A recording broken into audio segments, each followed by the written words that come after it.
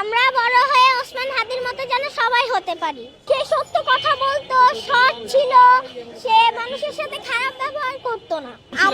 আমার খুবই খারাপ লাগলো যে আল্লাহ এত ভালো একটা মানুষকে মেরে ফেললো।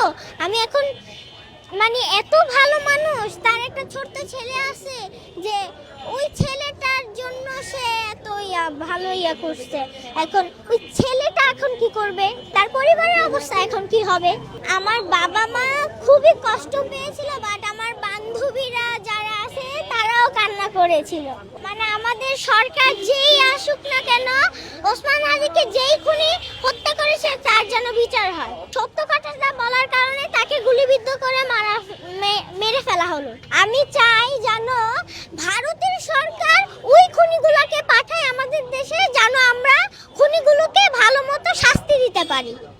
আমি সরকারের কাছে এইটুকুই বলতে চাই। এই যে ভারতের একটা ছোট্ট মেয়েও অন্যায়ের বিপক্ষে প্রতিবাদ করতে জানে, আমরা কেন খুনিগুলো পালিয়ে গেল ভারতে, আমরা অন্যায়ের বিপক্ষে রুখে দাঁড়াই। তারা কেন আশ্রয় দিচ্ছে? হাদির ন্যায় বিচার চাই, জাস্টিস ফর হাদি। একটা ছোট্ট মেয়েও অন্যায়ের বিপক্ষে প্রতিবাদ করতে জানে, আমরা কেন চুপ? আমরা যেন ভালো মতো আসুন আমরা ওদেরকে অন্যায়ের শাস্তি দিতে বিপক্ষে পারি। রুখে দাঁড়াই।